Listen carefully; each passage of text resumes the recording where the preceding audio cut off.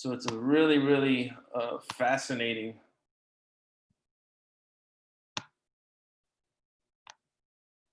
Okay, are we back yet? Can y'all see the screen?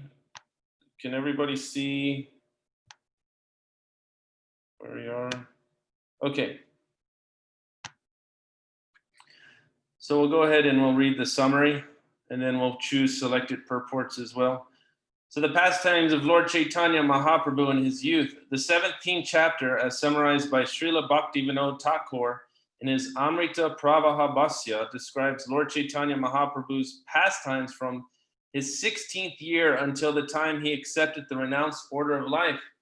Srila Vrindavan Das Thakur has already vividly described these pastimes in the Chaitanya Bhagavan.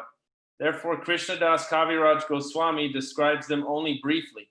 Vivid descriptions of some portions of his pastimes are seen in this chapter. However, because Vrindavan Das Thakur has not elaborately described them.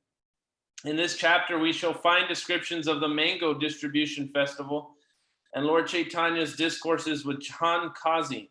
Finally, the chapter shows that the same son of Mother Jashoda, Lord Krishna, tasted 4 transcendental mellows of devotional service in his form of Satchidananda, the son of Mother Sachi. To understand Srimati Radharani's ecstatic love for him, Lord Sri Krishna assumed the form of Lord Chaitanya Mahaprabhu. The attitude of Srimati Radharani is considered the super excellent devotional mentality as Chaitanya Mahaprabhu. Krishna himself assumed the position of Srimati Radharani to taste her ecstatic situation. No one else could do this. So this is one of the internal aspects, or one of the internal reasons why Mahaprabhu came down, so he could understand the separation that Radharani and the love that she has for Krishna. And externally, the reason was that he could distribute the holy name and teach us how to become bhaktas, to teach us how to have love for Krishna, bhakti. When Sri Krishna assumed the form of the 4-armed Narayana, the gopis showered their respect, but they were not very interested in him. In the ecstatic love of the gopis, all worshipable forms but Krishna are rejected. Among all the gopis, Srimati Radharani was the highest ecstatic love. When Krishna in his form of Narayan saw Radharani, he could not keep his position as Narayan and again assumed the form of Krishna. The king of Brajabhumi is Nanda Maharaj, and the same person in Navadvip is Jagannath Mishra, the father of Chaitanya Mahaprabhu. Similarly, Mother Jashoda is the queen of Brajbhumi, and in the pastimes of Lord Chaitanya, she is Sachi Mata. Therefore, the son of Sachi is the son of Jashoda. Sri Nityananda occupies an ecstatic position of parental love and servitude and fraternal attraction. Sri Advaita Prabhu exhibits the ecstasy of both fraternity and servitude. All the Lord's other associates, situated in their original love, engage in the service of Lord Chaitanya Mahaprabhu. So these aren't ordinary jivas. These are personalities that are just as good as God himself, and Advaita Acharya and Lord Nityananda, who are eternal companions of the Lord. So when the Lord descends, they come with him. So we'll read about Lord Nityananda and Advaita Acharya as well. The same absolute truth who enjoys as Krishna, Shyama Sundar, who plays his flute and dances with the gopis, sometimes takes birth in a Brahmana family and plays the part of Sri Chaitanya Mahaprabhu, accepting the renounced order of life. It appears contradictory that the same Krishna accepted the ecstasy of the gopis. And of course, this is very difficult for an ordinary person to understand. But if we accept the inconceivable energy of the Supreme Personality of Godhead, we can understand that everything is possible. There is no need of mundane arguments in this connection, because mundane arguments are meaningless in regard to inconceivable potency. So that's very relevant for today's troubles that are going. There is no need of mundane arguments in this connection, because mundane arguments are meaningless in regard to inconceivable potency. At the end of the 17th chapter, Srila Krishnadas Kaviraj Goswami, following in the footsteps of Srila Vyasadeva, has summarized all the Adi Lila pastimes separately.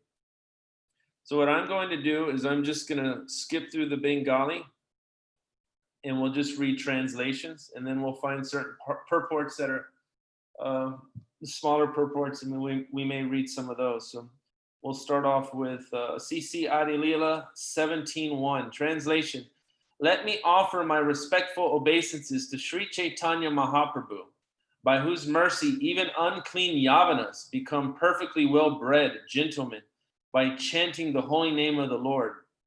Such is the power of Lord Sri Chaitanya Mahaprabhu. All glories to Lord Chaitanya Mahaprabhu. All glories to Lord Nityananda Prabhu. All glories to Advaita Acharya, and all glories to all the devotees of Lord Chaitanya. 3. I have already given a synopsis of Kaishora Lila of Sri Chaitanya Mahaprabhu. Now let me enumerate his youthful pastimes in chronological order. Exhibiting his scholarship, beauty, and fine dress, Lord Chaitanya danced and chanted as he distributed the holy name of the Lord to awaken dormant love of Krishna. Thus, Lord Sri Gaur Sundar shown him his youthful pastimes. As he entered his youth, the Lord decorated himself with ornaments, dressed himself in fine cloth, garlanded himself with flowers, and smeared himself with sandalwood. By dint of pride in his education, Sri Chaitanya Mahaprabhu, not caring for anyone else, defeated all kinds of learned scholars while executing his studies. In his youth, the Lord exhibited ecstatic love of Krishna on the plea of disturbances of the bodily airs. Accompanied by his confidential devotees, he enjoyed various pastimes in this way. 8. Thereafter, the Lord went to Gaya. There he met Srila Ishwar Puri. So we'll read this purport real quick. Sri Chaitanya Mahaprabhu went to Gaya to offer respectful oblations to his forefathers. This process is called Pindadana. In Vedic society, after the death of a relative, especially one's father or mother, one must go to Gaya and there offer oblations to the lotus feet of Lord Vishnu. Therefore, hundreds and thousands of men gather in Gaya daily to offer such oblations, or shraddha. Following this principle, Lord Chaitanya Mahaprabhu also went there to offer pinda to his dead father. Fortunately, he met Ishwar Puri there. 9. In Gaya, Sri Chaitanya Mahaprabhu was initiated by Ishwar Puri, and immediately afterwards he exhibited signs of love of Godhead. He again displayed such symptoms after returning home. Read this purport. When Sri Chaitanya Mahaprabhu went to Gaya, accompanied by many of his disciples, he became sick on the way. He had such a high fever that he asked his students to bring water that had washed the feet of the Brahmanas. And when they brought it, the Lord drank it and was cured. Therefore, everyone should respect the position of a Brahmana, as indicated by Sri Chaitanya Mahaprabhu. Neither the Lord nor his followers displayed any disrespect to Brahmanas. The followers of the Lord must be prepared to offer Brahmanas all due respect, but preachers of Lord Chaitanya's cult object if someone presents himself as a Brahmana without having the necessary qualifications. The followers of Lord Chaitanya cannot blindly accept that everyone born in a Brahmana family is a Brahmana. Therefore, one should not indiscriminately follow the Lord's example of showing respect to Brahmanas by drinking water that has washed their feet. Gradually, the Brahmana families have become degraded because of the contamination of Kali Yuga. Thus, they misguide people by exploiting their sentiments. Verse 10, thereafter the Lord delivered love of Krishna to his mother, Sachi Devi, nullifying her offense at the feet of Advaita Acharya. Thus, there was a meeting with Advaita Acharya, who later had a vision of the Lord's universal form. Purport. One day, Sri Chaitanya Mahaprabhu was sitting on the throne of Vishnu in the house of Srivas Prabhu. And in a mood of his own, he said, my mother has offended the lotus feet of Advaita Acharya. Unless she nullifies this offense at the lotus feet of a Vaishnava, it will not be possible for her to achieve love of Krishna. Hearing this, all the devotees went to bring Advaita Acharya there. While coming to see the Lord, Advaita Acharya was glorifying the characteristics of Mother Sachi Devi, and thus upon arriving, he fell down on the ground in ecstasy. Then, under the instruction of Lord Chaitanya, Sachi Devi took advantage of the situation to touch Advaita Acharya's lotus feet.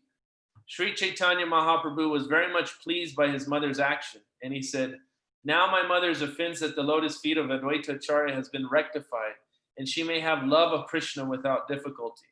By this example, Lord Chaitanya taught everyone that although one may be very much advanced in Krishna consciousness, if one offends the lotus feet of a Vaishnava, his advancement will not bear fruit. We should therefore be very cautious not to offend a Vaishnava. Sri Chaitanya Charitamrita has described such an offense as follows: Yadi Vaishnava aparara ute hati mata upade vachinde tara suki yaya pata. C.C. Madhya 19:156.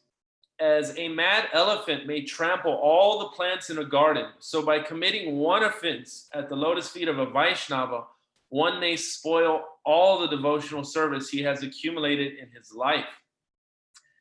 After this incident, one day, Advaita Acharya Prabhu requested Chaitanya Mahaprabhu to display the universal form he had very kindly shown Arjuna. Lord Chaitanya agreed to this proposal, and Advaita Prabhu was fortunate enough to see the universal form of the Lord. 11. Srivas Thakur then worshipped Lord Chaitanya Mahaprabhu by the process of Abhishek. Sitting on a cot, the Lord exhibited transcendental opulence. Purport: Abhishek is a special function for the installation of the deity. In this ceremony, the deity is bathed with milk and water and then worshipped and given a change of dress.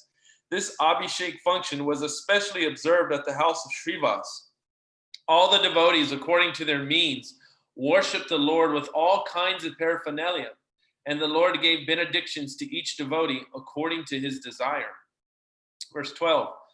After this function at the house of Srivas Thakur, Nityananda Prabhu appeared, and when he met with Lord Chaitanya, he got the opportunity to see him in his six-armed form, one of my favorite forms, the Sadbhuj form.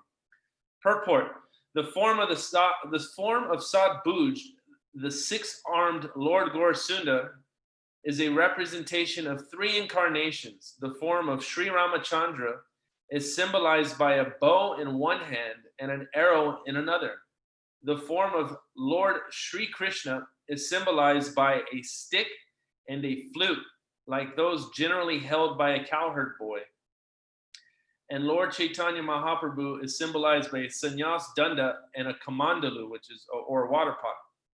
Sri Nityananda Prabhu was born in the village of Ekachakra in the district of Birbhum as the son of Padmavati and Harai Pandit. In his childhood, he played like Balaram. When he was growing up, a sannyasi came to the house of Harai Pandit and begged to have the Pandit's son as his brahmachari assistant. Harai Pandit immediately agreed and delivered his son to him. Although the separation was greatly shocking, so much so that Harai lost his life after the separation. Nityananda Prabhu traveled on many pilgrimages with the sannyasi. It is said that for many days he lived at Mathura with him. And at that time, he heard about Lord Chaitanya Mahaprabhu's pastimes in Navadvip. Therefore, he came down to Bengal to see the Lord. When Lord Nityananda came to Navadvip, he was a guest at the house of Nandana Acharya. Understanding that Nityananda Prabhu had arrived, Lord Chaitanya sent his devotees to him, and thus there was a meeting between Sri Chaitanya Mahaprabhu and Nityananda Prabhu. 13. One day, Lord Chaitanya Mahaprabhu exhibited to Lord Nityananda Prabhu a six-armed form bearing a conch shell, disc, club, lotus flower, bow, and flute. Thereafter, the Lord showed him his four-armed form, standing in a three-curved posture with two hands. He played upon the flute, and in the other two, he carried a conch shell and disc. Finally, the Lord showed Nityananda Prabhu his two-armed form of Krishna, the son of Maharaj Nanda, simply playing on his flute, his bluish body dressed in yellow garments. 16. Nityananda Prabhu then arranged to offer Vyasa Puja, or worship of the spiritual master, to Lord Sri Gaura Sundar. But Lord Chaitanya carried the plow-like weapon called Musala in the ecstasy of being Nityananda Prabhu. Purport. By the order of Sri Chaitanya Mahaprabhu, Nityananda Prabhu arranged for the Vyasa Puja of the Lord on the night of the full moon. He arranged for the Vyasa Puja or Guru Puja through the agency of Vyasadeva. Since Vyasadeva is the original guru, spiritual master of all who follow the Vedic principles, worship of the spiritual master is called Vyasa Puja. Nityananda Prabhu arranged for the Vyasa Puja and Sankirtan was going on. But when he tried to put a garland on the shoulder of Sri Chaitanya Mahaprabhu, he saw himself in Lord Chaitanya. There's no difference between the spiritual positions of Lord Chaitanya Mahaprabhu and Nityananda Prabhu or Krishna and Balaram. All of them are but different manifestations of the Supreme Personality of Godhead. During this special ceremony, all the devotees of Lord Chaitanya Mahaprabhu could understand that there is no difference between Lord Chaitanya and Nityananda Prabhu. 17. Thereafter, Mother Sachi Devi saw the brothers Krishna and Balaram in their manifestation of Lord Chaitanya and Nityananda. Then the Lord delivered the two brothers, Jughai and Madai. 18. After this incident, the Lord remained in an ecstatic position for 21 hours, and all the devotees saw his specific pastimes. One day, Sri Chaitanya Mahaprabhu felt the ecstasy of the boar incarnation and got up on the shoulders of Murari Gupta. Thus, they danced in Murari Gupta's courtyard. Purport. One day, Chaitanya Mahaprabhu began to cry out, Shukara, Shukara. Thus, crying out for the boar incarnation of the Lord. He assumed his form as the boar incarnation and got up on the shoulders of Murari Gupta. He carried a small gadu, a small water pot with a nozzle, and thus he symbolically picked up the earth from the depths of the ocean, for this is the pastime of Lord Varaha. 20. After this incident, the Lord ate rice given by Shuklambar Brahmachari and explained very elaborately the import of the Harinama Shloka mentioned in the Brihan Naradiya Purana. Purport. Shuklambar Brahmachari resided in Navadvip on the bank of the Ganga. When Sri Chaitanya Mahaprabhu was dancing in ecstasy, he approached the Lord with a begging bag containing rice. The Lord was so pleased with his devotee that he immediately snatched the bag and began to eat the raw rice. No one forbade him, and thus he finished the entire supply of rice. 21. In this age of Kali, there is no other means, no other means. We'll just chant this one together. Harinama, Harinama, Harinama eva kevalam, kalo nastieva, nastieva, nastieva katir anyata. This is a very, very famous verse that we often do at all the big kirtan melas. In this age of Kali, there is no other means, no other means, no other means for self-realization than chanting the holy name, chanting the holy name, chanting the holy name of Lord Hari. 22. In this age of Kali, the holy name of the Lord, the Hare Krishna Mahamantra, is the incarnation of Lord Krishna. Simply by chanting the holy name, one associates with the Lord directly. Anyone who does this is certainly delivered.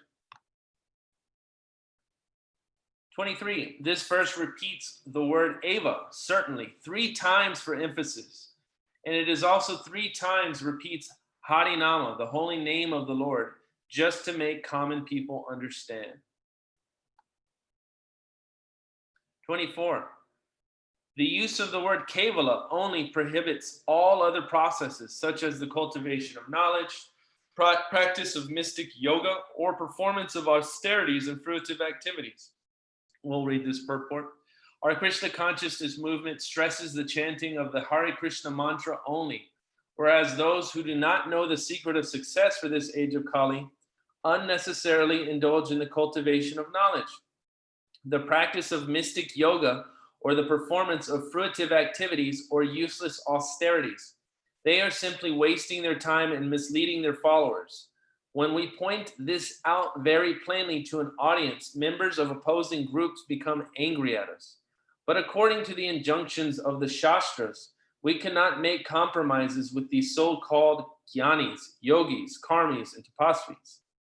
When they say they are as good as we are, we must say that only we are good and that they are not good. This is not our obstinacy. It is the injunction of the Shastras. We must not deviate from the injunctions of the Shastras. This is confirmed in the next verse of the Chaitanya Charitamrita. So if y'all have any sort of notes or comments, feel free to jot them down, and then we'll share at the end any sort of realizations or any reflections. 25, this verse clearly states that anyone who accepts any other path cannot be delivered. This is the reason for the triple repetition, nothing else, nothing else, nothing else, which emphasizes the real process of self-realization. To chant the holy name always, one should be humbler than the grass in the street and devoid of all desire for personal honor. But one should offer others all respectful obeisances. A devotee engaged in chanting the holy name of the Lord should practice forbearance like that of a tree. Even if rebuked or chastised, he should not say anything to others to retaliate. For even if one cuts a tree, it never protests. And even if it is drying up and dying, it does not ask anyone for water.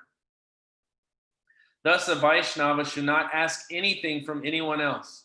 If someone gives him something without being asked, he should accept it. But if nothing comes, a Vaishnava should be satisfied to eat whatever vegetables and fruits are easily available. One should strictly follow the principle of always chanting the holy name, and one should be satisfied with whatever he gets easily. Such devotional behavior solidly maintains one's devotional service. One who thinks himself lower than the grass, who is more tolerant than a tree, who does not expect personal honor yet is always prepared to give all respect to others, can very easily always chant the holy name of the Lord. So you'll find this verse, third verse in the Sri Shikshastika, which are 8 principal verses that Lord Chaitanya left behind for us. 32, raising my hands, I declare, everyone, please hear me. String this verse on the thread of the holy name and wear it on your neck for continuous remembrance. 33, one must strictly follow the principles given by Lord Chaitanya Mahaprabhu in this verse. If one simply follows in the footsteps of Lord Chaitanya and the Goswamis, certainly he will achieve the ultimate goal of life, the lotus feet of Sri Krishna. 34, Sri Chaitanya Mahaprabhu regularly led congregational chanting of the Hare Krishna Maha Mantra in the house of Srivas Thakur every night for 1 full year. Wow. This ecstatic chanting was performed with the doors closed so that non-believers who came to make fun could not gain entrance. Purport, chanting of the Hare Krishna Maha Mantra is open to everyone, but sometimes non-believers come to disturb the ceremony of chanting. It is indicated herein that under such circumstances, the temple doors should be closed. Only bona fide chanters should be admitted. Others should not. But when there is large-scale congregational chanting of the Hare Krishna Maha Mantra, we keep our temples open for everyone to join. And by the grace of Lord Chaitanya Mahaprabhu, this policy has given good results. 36. Thus the non-believers almost burned to ashes and died out of envy. To retaliate, they planned various ways to give trouble to Srivas Thakur. Where was I? Here we go. 37, 38. One night while kirtan was going on inside Srivas Thakur's house, a brahmana named Gopal Chapala, the chief of the non-believers, who was talkative and very rough in his speech, placed all the paraphernalia for worshiping the goddess Durga outside of Srivas Thakur's door. On the upper portion of a plantain leaf, he placed such paraphernalia for worship as Oda Phula, turmeric, vermilion, red sandalwood, and rice. He placed a pot of wine beside all this, and in the morning when Srivas Thakur opened his door, he saw this paraphernalia. Srivas Thakur called for all the respectable gentlemen of the neighborhood and smilingly addressed them as follows. Gentlemen, every night I worship the goddess Bhavani. Since the paraphernalia for the worship is present here, now all you respectable brahmanas and members of the higher caste can understand my position. Purport. According to the Vedic system, there are 4 castes, the brahmanas, kshatriyas, vaishyas, and sudras, and below them are the panchamas, literally members of the 5th group, who are lower than the shudras. The higher castes, the brahmanas, the kshatriyas, and even the vaishyas, were known as the brahmana sajjana. The brahmanas especially were known as sajjana, or respectable gentlemen who guided the entire society. If there were disputes in the village, people would approach these respectable brahmanas to settle them. Now it is very difficult to find such brahmanas and sajjanas, and thus every village and town is so disrupted that there is no peace and happiness anywhere. To revive a fully cultured civilization, this scientific division of society into brahmanas, priests, kshatriyas, warriors, vaishyas, which are merchants, and sudras, which are like your street sweepers and such, must be introduced all over the world. Unless some people are trained as brahmanas, there cannot be peace in human society. Let me read that one more time. Unless some people are trained as brahmanas, there cannot be peace in human society. 43. Then all the assembled gentlemen exclaimed, "What is this? What is this? Who has performed such mischievous activities? Who is that sinful man?" They called for a sweeper, Hari, who threw all the items of worship far away and cleansed the place by mopping it with a mixture of water and cow dung. So 45. After 3 days, leprosy attacked Gopala Chapala, and blood oozed from sores all over his body. Incessantly covered with germs and insects biting him all over his body, Gopala Chapala felt unbearable pain. His entire body burned in distress. Since leprosy is an infectious disease, Gopala Chapala left the village to sit down on the bank of the Ganges underneath the tree. One day, however, he saw Chaitanya Mahaprabhu passing by and spoke to him as follows. "My dear nephew, I am your maternal uncle in our village relationship. Please see how greatly this attack of leprosy has afflicted me. As an incarnation of God, you're delivering so many fallen souls. I am also a greatly unhappy fallen soul. Kindly deliver me by your mercy." Purport. It appears as though Gopala Chapala was sinful, talkative, and insulting. He nevertheless had the qualification of simplicity. Thus, he believed Chaitanya Mahaprabhu to be the incarnation of the Supreme Personality of Godhead, who had come to deliver all the fallen conditioned souls. All fallen souls, and he appealed for his own deliverance, seeking the mercy of the Lord.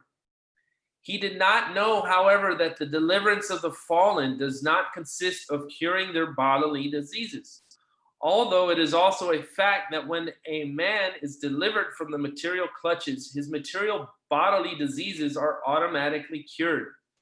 Gopala Chapala simply wanted to be delivered from the bodily sufferings of leprosy. But Sri Chaitanya, although accepting his sincere appeal, wanted to inform him of the real cause of suffering. This is pretty interesting now, relative. 50. Hearing this, Chaitanya Mahaprabhu appeared greatly angry, and in that angry mood, he spoke some words chastising him. "O sinful person, envious of pure devotees, I shall not deliver you.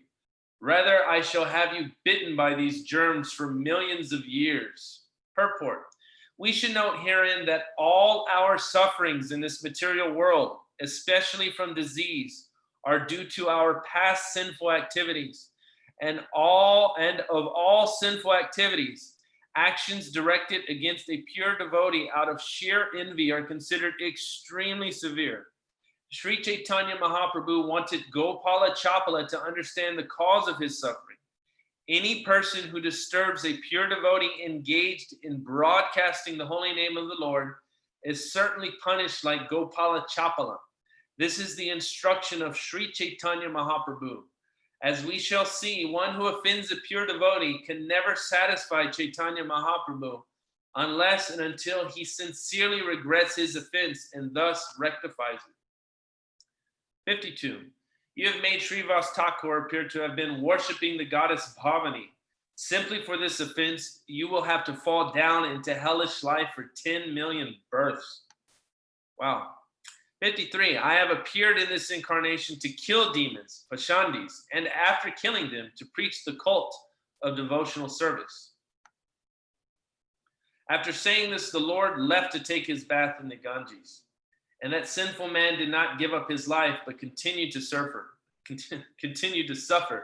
Purport. It appears that an offender to a Vaishnava continues to suffer and does not give up his life.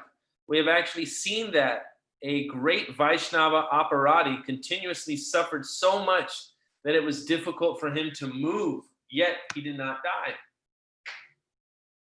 When Sri Chaitanya, after accepting the renounced order of life, went to Jagannath Puri and then came back to the village of Kulia, upon his return, that sinful man took shelter at the Lord's lotus feet. The Lord, being merciful to him, gave him instructions for his benefit. You have committed an offense at the lotus feet of Srivas Thakur, the Lord said. First, you must go there and beg for his mercy. Then if he gives you his blessings and you do not commit such sins again, you will be freed from these reactions. Then the Brahmana, Gopala Chapala, went to Srivas Thakur and took shelter of his lotus feet. And by Srivas Thakur's mercy, he was freed from all sinful reactions.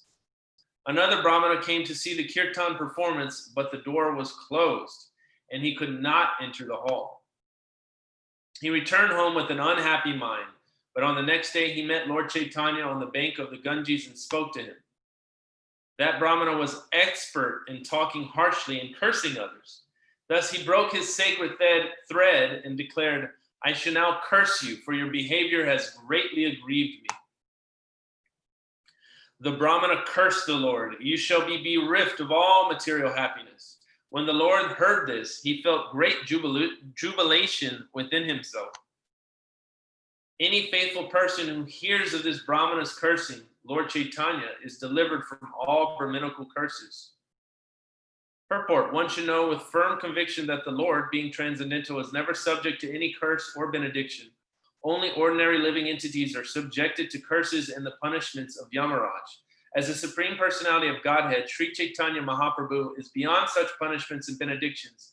When one understands this fact with faith and love, he personally becomes free from all curses uttered by Brahmanas or anyone else. This incident is not mentioned in the Chaitanya Bhagavan, which is another sacred text of Lord Chaitanya's pastimes. 65. Lord Sri Chaitanya Mahaprabhu blessed Mukunda Dutt with punishment and in that way vanquished all his mental depression. Lord Chaitanya respected Advaita Acharya as his spiritual master, but Advaita Acharya Prabhu was greatly aggrieved by such behavior. Thus, he whimsically began to explain the path of philosophical speculation, and the Lord, in his anger, seemingly disrespected him. At that time, Advaita Acharya was greatly pleased. The Lord understood this, and he was somewhat ashamed, but he offered Advaita Acharya his benediction. Murari Gupta was a great devotee of Lord Ramachandra. When Lord Chaitanya heard Lord Ramachandra's glories from his mouth, he immediately wrote on his forehead, Ram Das, the eternal servant of Lord Ramachandra. So Murari Gupta is Hanuman, from what I believe. Once Lord Chaitanya Mahaprabhu went to the house of Sridhar after Kirtan and drank water from his damaged iron pot. Then he bestowed his benediction upon all the devotees according to their desires. After this incident, the Lord blessed Haridas Thakur and vanquished the offense of his mother at the home of Advaita Acharya.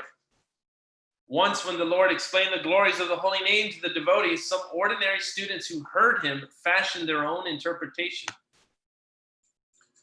73. When a student interpreted the glories of the holy name as a prayer of exaggeration, Sri Chaitanya Mahaprabhu, greatly unhappy, immediately warned everyone not to see the student's face henceforward. Translation. Without even removing his garments, Lord Chaitanya took a bath in the Ganges with his companions. There he explained the glories of devotional service. By following the paths of speculative philosophical knowledge, fruitive activity, or mystic yoga to control the senses, one cannot satisfy Krishna, the Supreme Lord. Unalloyed devotional love for Krishna is the only cause for the Lord's satisfaction.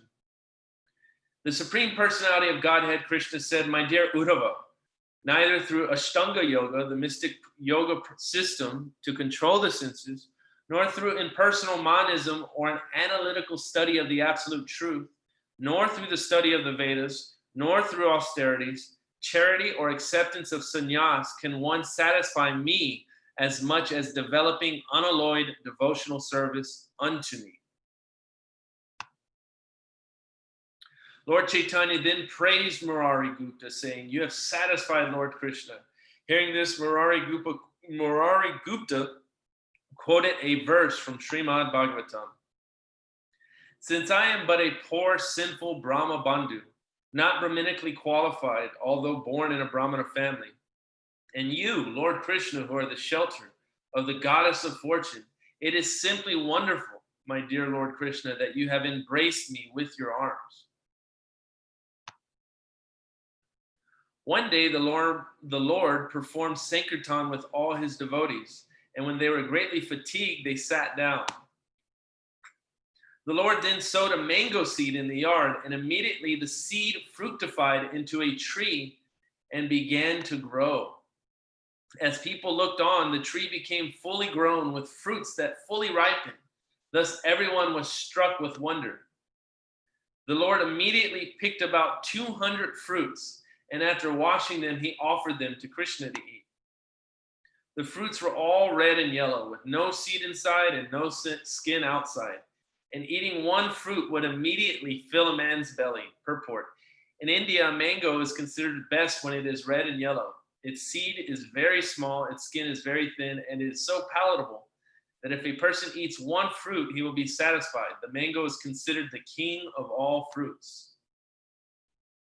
Seeing the quality of the mangoes, the Lord was greatly satisfied, and thus after eating first, he fed all other devotees. The fruits had no seeds or skins. They were full of nectarian juice and were so sweet that a man would be fully satisfied by eating one. In this way, fruits grew on the tree every day throughout the 12 months of the year, and the Vaishnavas used to eat them to the Lord's great satisfaction. You can still go and see where this is located, where this pastime happened. These are confidential pastimes of the son of Sachi. Other than devotees, no one knows of this incident. Purport: non-devotees cannot believe this incident, yet the place where the tree grew still exists in Mayapur. It is called Amrat Ghat or Amagat. In this way, the Lord performed Sankirtan every day, and at the end of Sankirtan, there was a mango eating festival every day for 12 months. Go for one of those. Purport: on principle, Lord Chaitanya Mahaprabhu would distribute prasadam at the end of kirtan performances. Similarly, the members of the Krishna consciousness movement must distribute some prasadam to the audience after performing kirtan. It's good to know. 89. Once, while Chaitanya Mahaprabhu was performing kirtan, clouds assembled in the sky, and the Lord, by his own will, immediately stopped them from pouring rain. One day, the Lord ordered Srivas Thakur to read the Brihat Sahasranam, the 1,000 names of Lord Vishnu, for he wanted to hear them at that time. As he read the 1,000 names of the Lord, in due course, the holy name of Lord Nrsimha appeared. When Chaitanya Mahaprabhu heard the holy name of Lord Nrsimha, he became fully absorbed in thought. In the mood of Lord Nrsimhadev, Lord Chaitanya ran through the city streets, club in hand, ready to kill all the atheists. Seeing him appearing very fierce in the ecstasy of Lord Nrsimha, people ran from the street and fled here and there, afraid of his anger. Seeing the people so afraid, the Lord came to his external senses and thus returned to the house of Srivas Thakur and threw away the club. The Lord became morose and said to Srivas Thakur, "When I adopted the mood of Lord Nrsimhadev, people were greatly afraid. Therefore I stopped, since causing fear among people is an offense. Srivas Thakur replied, anyone who takes your holy name vanquishes 10 million of his offenses immediately. There is no offense in your appearing as the Shringadev. Rather, any man who saw you in that mood was immediately liberated from the bondage of material existence. After saying this, Srivas Thakur worshipped the Lord, who was then greatly satisfied and returned to his own home. On another day, a great devotee of Lord Shiva, chanting of Lord Shiva's qualities, came to Lord Chaitanya's house, where he began dancing in the courtyard and playing his damaru, a musical instrument. Then Lord Chaitanya, adopting the mood of Lord Shiva, got the man's shoulders, and thus they danced together for a long time. On another day, a mendicant came to beg alms from the Lord's house, but when he saw the Lord dancing, he also began to dance. He danced with the Lord because he was favored by love of Krishna, thus he flowed in the mellows of love of Godhead.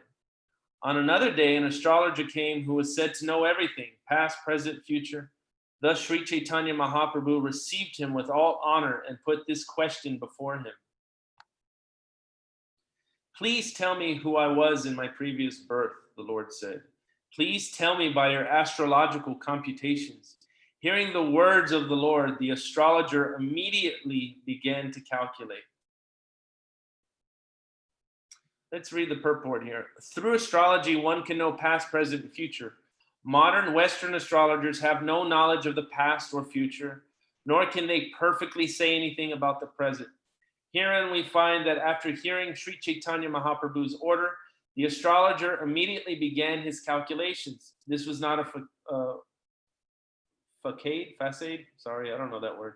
He actually knew how to ascertain one's past life through astrology. A still existing treatise called the Bhrigu Samhita describes a system by which anyone can immediately get information about what he was in the past and what he is going to be in the future. The Brahmanas who went door to door as if beggars had perfect command of such vast knowledge. Thus, the highest knowledge was easily available even to the poorest man in society. The poorest man could inquire from an astrologer about his past, present, and future with no need for business agreements or exorbitant payments. The Brahmana would give him all the benefit of his knowledge without asking remuneration. And the poor man in return would offer a handful of rice or anything he had in his possession to satisfy the Brahmana. In a perfect human society, perfect knowledge is in any science, medical, astrological, ecclesiastical, and so on, is available even to the poorest man with no anxiety over payment. In the present day, however, no one can get justice, medical treatment, astrological help, or ecclesiastical enlightenment without money. And since people are generally poor, they are bereft of the benefits of all these great sciences. Wow. 105. Through calculation and meditation, the all-knowing astrologer saw the greatly effulgent body of the Lord, which is the resting place of all the unlimited Vaikuntha planets. Seeing Lord Chaitanya Mahaprabhu to be the same absolute truth, the Supreme Brahman, the personality of Godhead, the astrologer was confused. Struck with wonder, the astrologer remained silent, unable to speak. But when the Lord again put the question before him, he replied as follows. My dear sir, in your previous birth, you are the shelter of all creation, the Supreme Personality of Godhead, full of all opulences. You are now the same personality of Godhead that you were in your previous birth. Your identity is inconceivable, eternal happiness. Purport, by the power of astrological science, one can even ascertain the position of the Supreme Personality of Godhead. Everything is to be identified by its symptoms. The Supreme Personality of Godhead is identified by the symptoms mentioned in the Shastras. It is not that anyone and everyone can become God without proof from Shastras. When the astrologer was speaking so highly of him, Sri Chaitanya Mahaprabhu stopped him and began to smile. My dear sir, he said, I think you do not know very clearly what I was, for I know that in my previous birth I was a cowherd boy. In my last birth, I was born in the family of cowherd men, and I gave protection to the calves and cows. Because of such pious activities, I have now become the son of a Brahmana. The astrologer said, "What I saw in meditation was full of opulence, and therefore I was confused." Purport: It appears that the astrologer not only was a knower of past, present, and future through astrological calculation, but was a great meditator as well. Therefore, he was a great devotee and could see Lord Chaitanya Mahaprabhu to be the same personality as Krishna. He was puzzled, however, about whether Krishna and Sri Chaitanya Mahaprabhu were actually the same person. "I am certain that your form and the form I saw in my meditation are one and the same. If I see any difference, this is an act of your illusory energy." The all-knowing astrologer concluded, "Whatever you may be or whoever you may be, I offer my respectful obeisances unto you." By his causeless mercy, the Lord then gave him love of Godhead, thus rewarding him for his service. One day, the Lord sat down in the corridor of a Vishnu temple and began calling very loudly, "Bring some honey, bring some honey." Nityananda Prabhu Goswami, understanding the ecstatic mood of Sri Chaitanya Mahaprabhu, brought a pot of Ganges water as a token and put it before him. After drinking the water, Lord Chaitanya became so ecstatic that he began to dance. Thus, everyone saw the pastime of attracting the river Jamuna. When the Lord in his ecstasy of Baladev was moving as if intoxicated by the beverage, Advaita Acharya, the chief of the Acharyas, Acharya Shekhar, saw him in the form of Balaram. Vanamali Acharya saw a golden plow in the hand of Balaram, and all the devotees assembled together and danced, overwhelmed by ecstasy. In this way, they danced continuously for 12 hours, and in the evening, they all took a bath in the Ganges and then returned to their homes. The Lord ordered all the citizens of Navadvip to chant the Hare Krishna mantra, and in each and every home, they began performing this Sankirtan regularly. All the devotees sang this popular song with the Hare Krishna Maha Mantra, Hari Haraya Nama Krishna Yadavaya Namaha, Gopal Govindaram Sri Madhusudan. When the Sankirtan movement thus started, no one in Navadvip could hear any sound other than the words Hari, Hari, and the beating of the mridanga and clashing of handbells. Hearing the resounding vibration of the Hare Krishna mantra, the local Muslims, greatly angry, submitted a complaint to the Qazi. Chand Kazi angrily came to one home in the evening, and when he saw the kirtan going on, he broke a mridanga and spoke as follows. "For so long you did not follow the regulative principles of the Hindu religion, but now you are following them with great enthusiasm. May I know by whose strength you are doing so?" "No one should perform Sankirtan on the streets of the city. Today I am excusing the offense and returning home. The next time I see someone performing such Sankirtan, I shall certainly chastise him by not only confiscating all his property, but also converting him into a Muslim." Let's read this purport. This is interesting. To convert a Hindu into a Muslim was an easy affair in those days. If a Muslim simply sprinkled water on the body of a Hindu, it was supposed that a Hindu had already become a Muslim. During the transition of the British in Bangladesh during the last Hindu-Muslim riots, many Hindus were converted into Muslims by having cow's flesh forcibly pushed into their mouths. Hindu society was so rigid at the time of Lord Chaitanya that if a Hindu converted into a Muslim, there was no chance of his being reformed. In this way, the Muslim population in India increased. None of the Muslims came from outside. Social customs, somehow or other, forced Hindus to become Muslims, with no chance of returning to Hindu society. Emperor Aurangzeb also inaugurated a tax that Hindus had to pay because of their being Hindus. Thus, all the poor Hindus of the lower class voluntarily became Muslims to avoid the tax. In this way, the Muslim population in India increased. Chand Kazi threatened to convert the people into Muslims by the simple process of sprinkling water on their bodies. After saying this, the Kazi returned home, and the devotees, greatly shocked that they were forbidden to chant Hare Krishna, submitted their grief to Lord Chaitanya Mahaprabhu. Lord Chaitanya ordered, go perform Sankirtan. Today I shall kill all the Muslims. Translation. Actually, I want to go back to that purport if that's okay with everybody. I saw something there that I'd like to read. Purport. Gandhi is known for having started the movement of non-violent civil disobedience in India. But about 500 years before him, Sri Chaitanya Mahaprabhu started his movement of non-violent civil disobedience to the order of the Chand Kazi. It is not necessary to commit violence to stop the opposition from hindering a movement, for one can kill their demoniac behavior with reason and argument. Following the footsteps of Lord Chaitanya Mahaprabhu, whenever there are obstacles, the Hare Krishna movement should kill the opposition with reason and argument, and thus stop their demoniac behavior. If we became violent in every case, it would be difficult for us to manage our affairs. We should therefore follow in the footsteps of Lord Chaitanya Mahaprabhu, who disobeyed the order of Chand Kazi, but subdued him with reason and argument. We'll go on to the next one. Just wanted to put things in perspective. 131, returning home, all the citizens began performing Sankirtan, but because of the order of the Kazi, they were not carefree, but always full of anxiety. Understanding the anxiety within the people's minds, the Lord called them together and spoke to them as follows. In the evening, I shall perform Sankirtan in each and every town. Therefore, you should all decorate the city in the evening.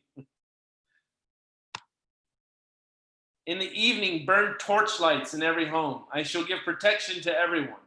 Let us see what kind of Kazi comes to stop our kirtan. In the evening, Lord Gaur Sundar went out and formed 3 parties to perform kirtan.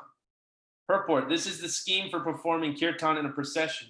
During Sri Chaitanya Mahaprabhu's time, one party was composed of 21 men, 4 people playing mridangas, 1 leading the chanting, and 16 others striking kartals, responding to the leading chanter.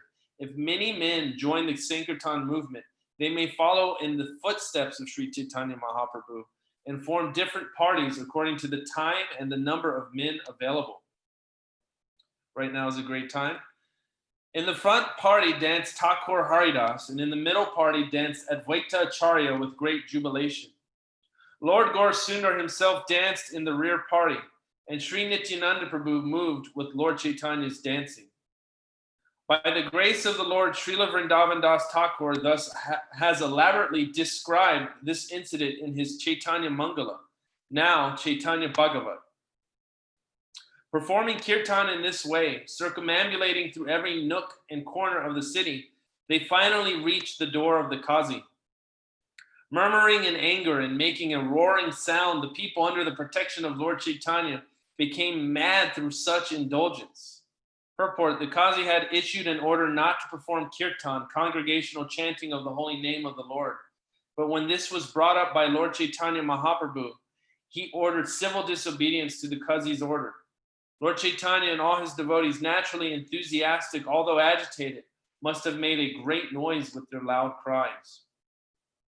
The loud sound of the chanting of the Hare Krishna mantra certainly made the Kazi very much afraid, and he hid himself within his room.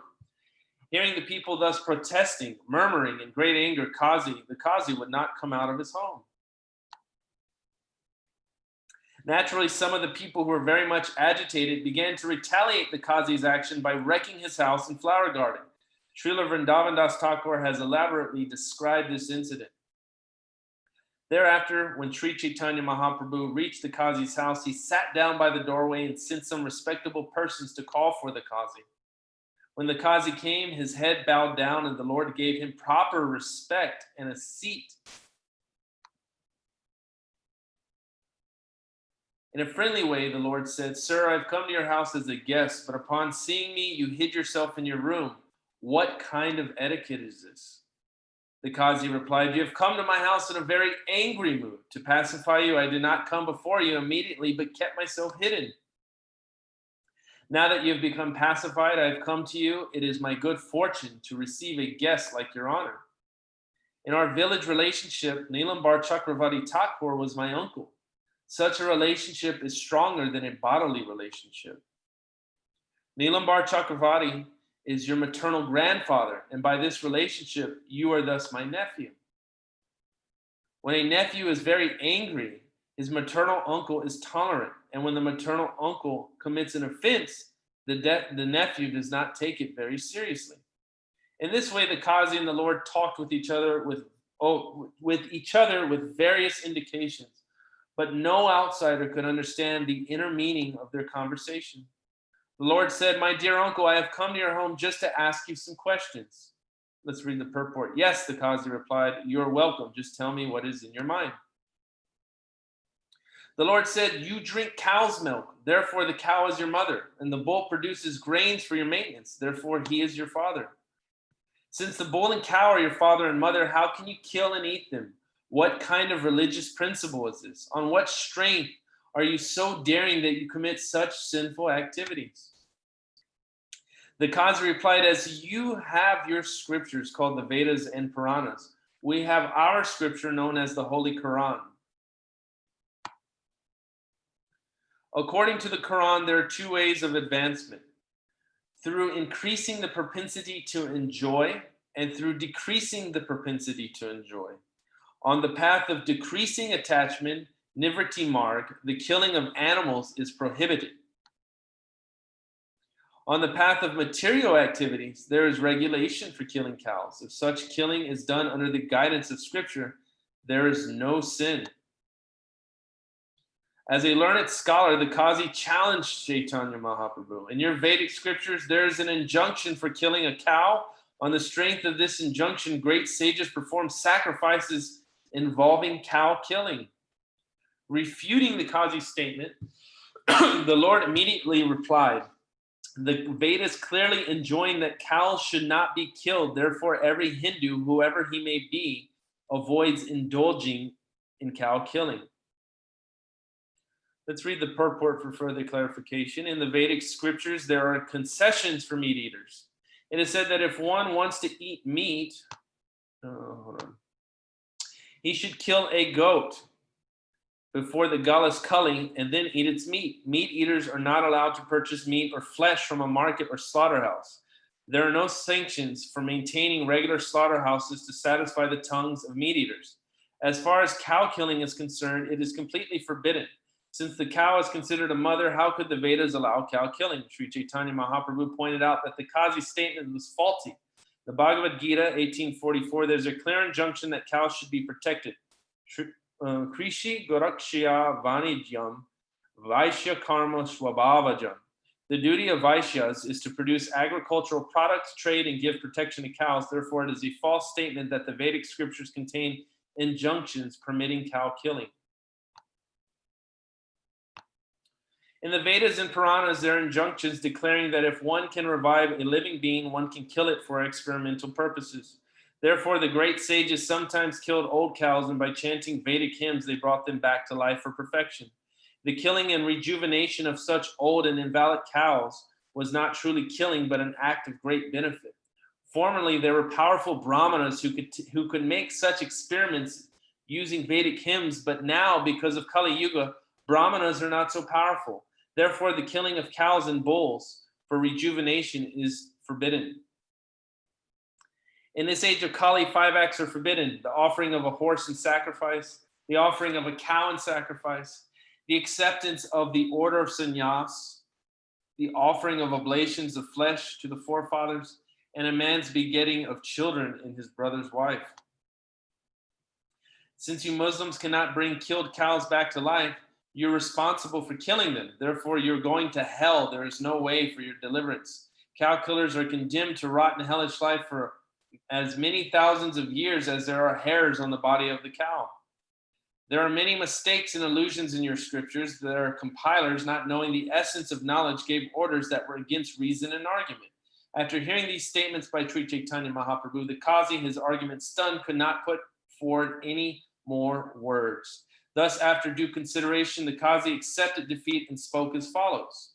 "My dear Nimai Pandit, what you have said is all true. Our scriptures have developed only recently, and they are certainly not logical or philosophical. I know that our scriptures are full of imagination and mistaken ideas, yet because I am a Muslim, I accept them for the sake of my community despite their insufficient support. The reasoning and arguments in the scriptures of the meat-eaters are not very sound, the Qazi concluded. Upon hearing this statement, Sri Chaitanya Mahaprabhu smiled and inquired from him as follows. My dear maternal uncle, I wish to ask you another question. Please tell me the truth. Do not try to cheat me with tricks. In your city, there is always congregational chanting of the holy name. A tumultuous uproar of music, singing, and dancing is always going on. As a Muslim magistrate, you have the right to oppose the performance of Hindu ceremonies. But now you do not forbid them. I cannot understand the reason why. The Qazi said, everyone calls you Gora Hari. Please let me address you by that name. Kindly listen, O Gora Hari. If you come to a private place, I shall explain the reason. The Lord replied, all these men are my confidential associates. You may speak frankly. There is no reason to be afraid of them. The Qazi said, when I went to the Hindu's house, broke the drum, and forbade the performance of the congregational chanting, in my dreams that very night I saw a greatly fearful lion roaring very loudly, his body like a human being's and his face like a lion's. While I was asleep, the lion jumped on my chest, laughing fiercely and gnashing his teeth. Placing its nails on my chest, the lion said in a grave voice, I shall immediately bifurcate your chest as you broke the mridanga drum. You have forbidden the performance of my congregational chanting, therefore I must destroy you. Being very much afraid of him, I closed my eyes and trembled. Seeing me so afraid, the lion said, I have defeated you just to teach you a lesson, but I must be merciful to you. On that day, you did not create a very great disturbance. Therefore, I have excused you and not taken your life. But if you perform such activities again, I shall not be tolerant. At that time, I shall kill you, your entire family, and all the meat-eaters. After saying this, the lion left, but I was very much afraid of him. Just see the marks of his nails on my heart. After this description, the Qazi showed his chest. Having heard him and seen the marks, all the people there accepted the wonderful incident. The Qazi continued, I did not speak to anyone about this incident, but on that very day, one of my orderlies came to see me. After coming to me, the orderly said, when I went to stop the congregational chanting, suddenly flames struck my face. My beard was burned and there were blisters on my cheek. Every orderly who went gave the same description. After seeing this, I was very much afraid, and I asked them not to stop the congregational chanting, but to go sit down at home. Then all the meat-eaters, hearing that there would be unrestricted congregational chanting in the city, came to submit a petition. The religion of the Hindus has increased unlimitedly. There are always vibrations of Hari, Hari. We do not hear anything but this. One meat-eater said, the Hindus say Krishna, Krishna, and they laugh, cry, dance, chant, and fall on the ground, smearing their bodies with dirt. Vibrating Hari, Hari, the Hindus make a tumultuous sound. If the king Patashaha hears it, certainly he will punish you. I then inquired from these Yavanas. I know that these Hindus by nature chant Hari, Hari. The Hindus chant the name Hari because that is the name of their God. But you are Muslim meat-eaters. Why do you chant the name of the Hindus' God? The meat-eater replied, sometimes I joke with the Hindus. Some of them are called Krishna Das and some are called Ram Das. Some of them are called Haridas. They always chant Hari, Hari. And thus I thought they would steal the riches from someone's house. Since that time, my tongue also vibrates the sound of Hari, Hari, but I have no desire to say it, but still my tongue says it. I do not know what to do. Another meat-eater said, sir, please hear me. Since the day I joked with some Hindus in this way, my tongue chants the Hare Krishna hymn and cannot give it up. I do not know what mystic hymns and herbal potions these Hindus know. After hearing all this, I sent all the malechas back to their homes. 5 or 7 non-believing Hindus then approached me. Lechas are meat-eaters. Coming to me, the Hindus complained, Nimai Pandit has broken the Hindu religious principles. He has introduced the Sankirtan system, which we never heard from any scripture. When we keep a night-long vigil to observe religious performances for the worship of Mangala Chandi and Vishahari, playing on musical instruments, dancing and chanting are certainly fitting customs. Nimai Pandit was previously a very good boy, but since he returned from Gaya, he conducts himself differently. This is Lord Chaitanya as a youth, his name. Now he loudly sings all kinds of songs, claps, and plays drums and hand cymbals, making a tumultuous sound that deafens our ears. We do not know what he eats that makes him become mad, dancing, singing, sometimes laughing, crying, falling down, jumping up, and rolling on the ground. He has made all the people practically mad by always performing congregational chanting. At night, we cannot get any sleep. We are always kept awake. Now he has given up his own name, Nimai, and introduced himself by the name Gora Hari. He has spoiled the Hindu religious principles and introduced the irreligion of non-believers. Now the lower classes are chanting the Hare Krishna Mahamantra again and again. For this sinful activity, the entire city of Navadvip will become deserted. According to the Hindu scripture, God's name is the most powerful hymn. If everyone hears the chanting of the name, the potency of the hymn will be lost. Sir, you are the ruler of this town, whether Hindu or Muslim. Everyone is under your protection. Therefore, please call Nimai Pandit and make him leave the town.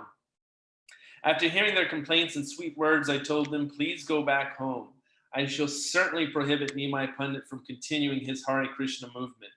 I know that Narayana is the supreme God of the Hindus, and I think that you are the same Narayana. This I feel within my mind. After hearing the Qazi speak so nicely, Sri Chaitanya Mahaprabhu touched him and smilingly spoke as follows. The chanting of the holy name of Krishna from your mouth has performed a wonder. It has nullified the reactions of all your sinful activities. Now you have become supremely pure. Because you have chanted 3 holy names of the Lord, Hare, Krishna, and Narayana, you are undoubtedly the most fortunate and pious. After the Qazi heard this, tears flowed down from his eyes. He immediately touched the lotus feet of the Lord and spoke the following sweet words. Only by your mercy have my bad intentions vanished. Kindly favor me so that my devotion may always be fixed upon you. The Lord said, I wish to beg you for one favor and charity. You must pledge that this Sankirtan movement will not be checked, at least in the district of Nadia. The Qazi said, to as many descendants as take birth in my dynasty in the future, I give this grave admonition. No one should check the Sankirtan movement. Purport, as a result of the grave injunction by the Qazi, even at present, the descendants of Qazi's family do not oppose the Sankirtan movement under any circumstances, even during great Hindu-Muslim riots in neighboring places. The descendants of Qazi honestly preserve the assurance given here by their forefather. Hearing this, the Lord got up, chanting Hari Hari, following him. All the other Vaishnavas also got up, chanting the vibration of the holy name. Sri Chaitanya Mahaprabhu went back to perform the kirtan, and the Qazi, his mind jubilant, went with him. The Lord asked the Qazi to go back home. Then the son of Mother Sachi came back to his own home, dancing and dancing. This is the incident concerning the Qazi and the Lord's mercy upon him. Anyone who hears this is also freed from all offenses. One day, the 2 brothers, Lord Nityananda Prabhu and Lord Sri Chaitanya Mahaprabhu, were dancing in the holy house of Srivas Thakur. At that time, a calamity took place. Srivas Thakur's son died, yet Srivas Thakur was not at all sorry. Sri Chaitanya Mahaprabhu called the dead son to speak about knowledge, and then the 2 brothers personally became sons of Srivas Thakur. Thereafter, the Lord charitably bestowed his benediction upon all his devotees. He gave the remnants of his food to Narayani, showing her special respect. Let me see how far we are real quick.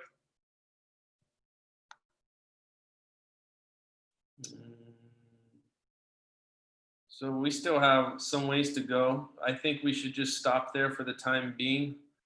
We still have another 100 verses.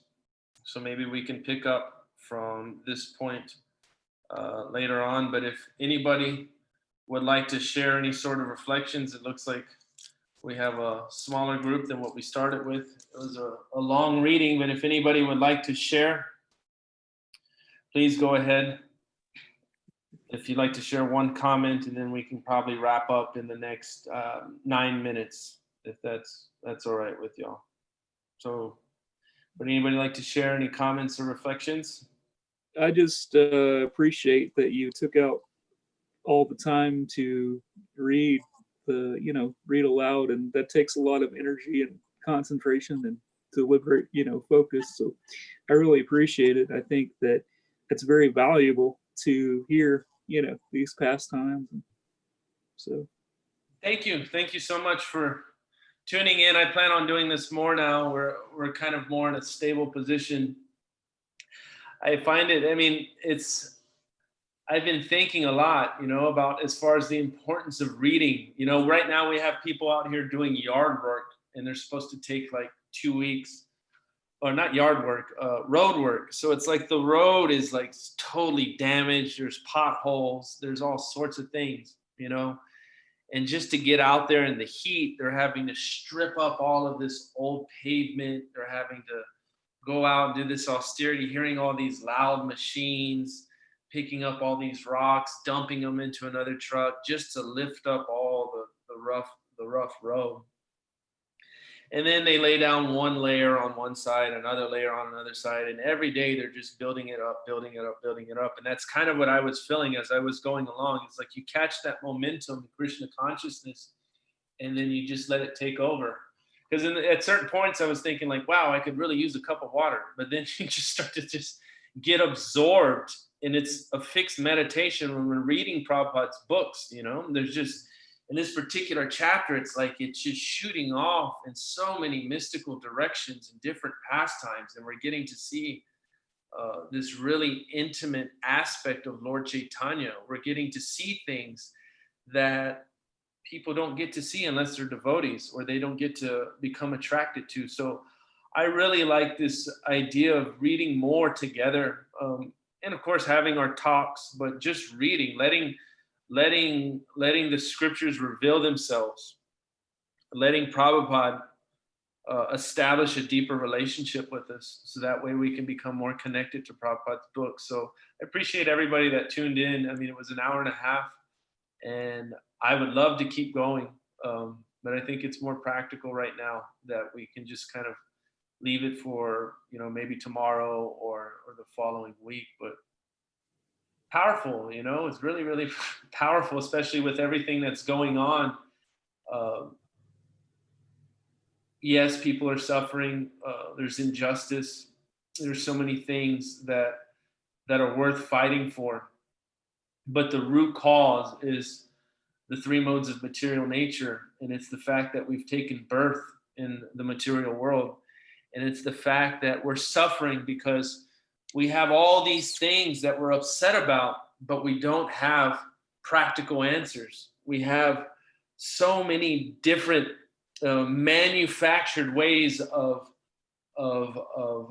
dominating others, and of being suppressed due to this manufactured dominance of others. So we're manufacturing, in the material world, we're manufacturing different strategies for relief. And in the material world, we're manufacturing different strategies for exploitation. So Prabhupada's giving us some real relief by getting out of these clutches of manufacturing relief and dominance, to take shelter into the Shastras, and to take shelter of this movement, which Lord Chaitanya has himself exhibited a very practical and powerful example of what a true resistance is. And that is with God in the center. Because when we all become God conscious, then we can truly see things for what they are, which is that as long as I'm in the material world, I'm subject to birth, old age, disease, and death, the famous saying that we have as devotees. So now, by reading, but even more important than reading is implementing all these examples that Lord Chaitanya has given to us. And just in this particular chapter over the past hour and a half, we can perfect our lives if we can just take one verse or one sentence seriously. We can perfect everything. So it's really nice that, we get to see that God came down personally to do the dirty work himself. But even then, it's full of ecstasy. It's full of ecstatic pastimes. There's drama, there's action, there's despair, there's humor in it when he's just grabbing all of these mangoes and they don't, it's one thing that Lord Chaitanya, it shows you the humor in one sense, just to kind of make it so mind-boggling for your average person, right? Like even for the devotee. Like I've been to this place actually. I was there my last trip to Navadvip. You take a boat, you go across the island, and it's just there. But not only does he give you these mangoes that are huge, seedless, but they also have no skin and they're hanging from a tree. So if you can just imagine like this skinless mango, seedless mango hanging from a tree and just growing. I mean, it's just so far out. And that's the aspect of Krishna consciousness that allows our imagination to really become more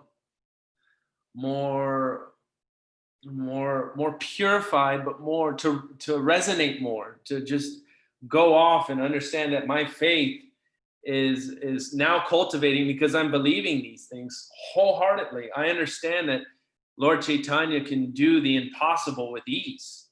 And it's my duty as an aspiring devotee to accept that. Because if I'm not accepting that, then what am I accepting? Am I accepting this temporary fix of enjoyment? Am I accepting the supermarket mango as reality? Am I accepting my temporary suffering as reality?